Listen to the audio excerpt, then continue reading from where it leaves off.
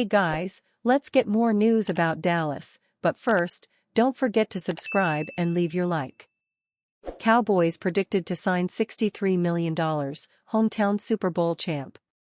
The Dallas Cowboys are gearing up for what they hope is a better season than the team had in 2024, which led them to a 7-10 record, just short of the playoffs. As free agency looms, NFL analysts and experts are hoping to see the team make some moves and be more active than they've historically been during the free agency period. In a February 22 feature for Blogging the Boys, Connor Livesay breaks down a handful of players from NFC East teams that he would like to see the Cowboys steal for their own squad. One of them is fresh off a Super Bowl win.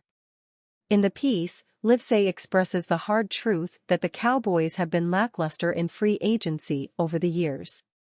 There is no better feeling in the NFL than seeing your football team improve, while the others in your division take a step back during the off-season, he states, adding that the Dallas Cowboys have been on the losing end of that stick for the last few years, but that things could possibly change this season. The team has a new head coach in Brian Schottenheimer, so perhaps he'll shake things up.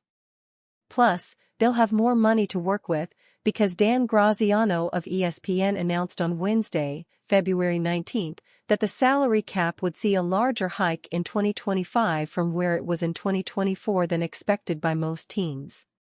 With the additional cap space, the Cowboys will really have no excuse not to make some big moves this time around.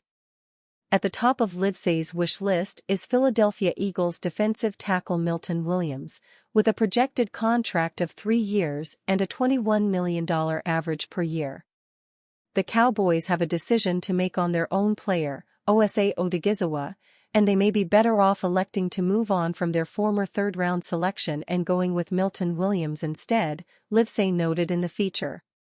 What's really cool about this option is that Williams is something of a hometown guy.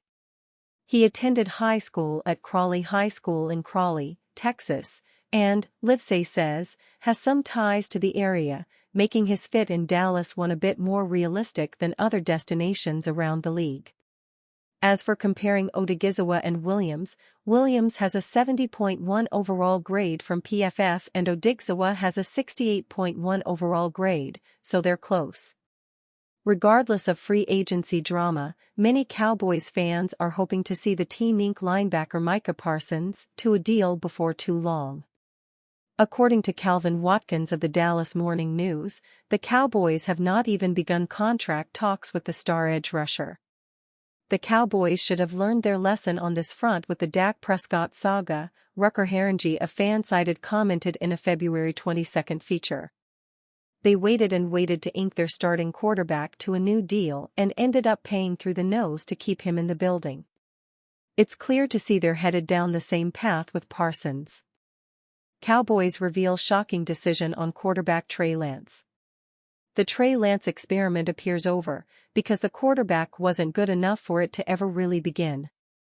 Just 18 months and one regular season start after the Dallas Cowboys' surprising trade for him, the former number 3 overall draft pick quarterback is officially not in the team's future plans.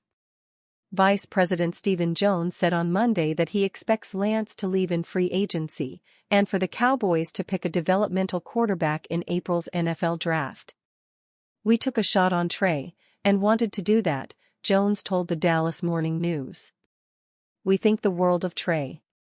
But us having Dak Prescott signed up for the long term, I think he's probably going to be looking for something different."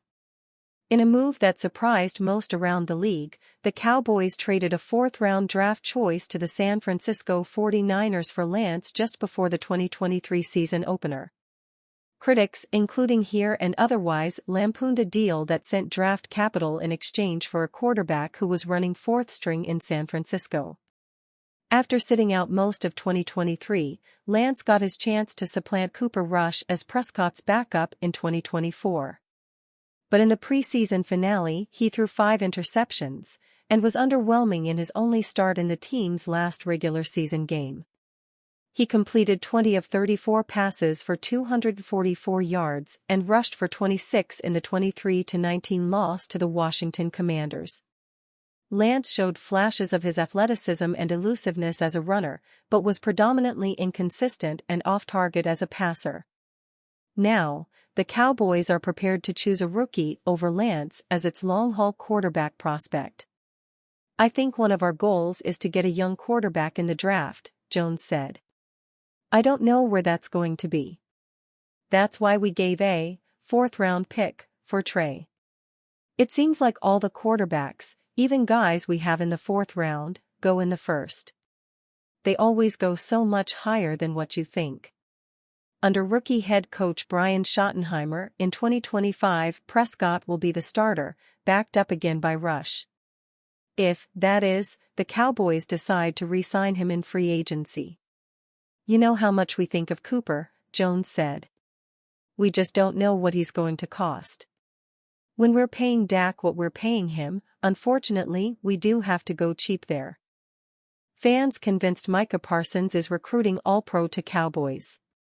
The Dallas Cowboys' offseason plans for most involve being proactive with player contracts. "Hello, Mr. Parsons," and even Osa Odigizua, who is an impending free agent. But also, the franchise can be active in the free agency market if it wants to, with our own Mike Fisher detailing time and time again that with a couple of switches flicked on contracts, the Cowboys could have up to $100 million in cap space. With the Cowboys first saying that they plan to change their ways this offseason regarding how they go about their business, it appears that leopards don't change their spots. Dallas COO Stephen Jones spoke on the Cowboys' offseason plans ahead of the scouting combine in Indianapolis, and it won't exactly fill Cowboys Nation with hope that things will change. "We're going to look at everything we can," Jones said in a video via The Athletic's John Machota. "We're going to be selectively aggressive. You have a certain amount of resources they allow you to have, we'll look at that. But we're going to improve our football team and we expect to have success next year." Selectively aggressive is one way to put it, and if that is what Dallas actually does, it could be quite the offseason. There are ample moves the Cowboys could make, and it wouldn't blow the budget. First of all, is getting Micah sorted, and OSA too, if things align. Then, Dallas can begin to look at solid, cost-effective free agents like Marquise Brown and Justin Reed and even bring back Jordan Lewis and Rico Dowdle on team-friendly deals. We aren't saying the Cowboys have to sign a T. Higgins, but more so, do what you say you're going to do. Selectively aggressive can mean a lot of things. But we hope it doesn't mean the same as all in. And you, fan? What do you think of Myles Garrett's situation? Leave your opinion in the comments.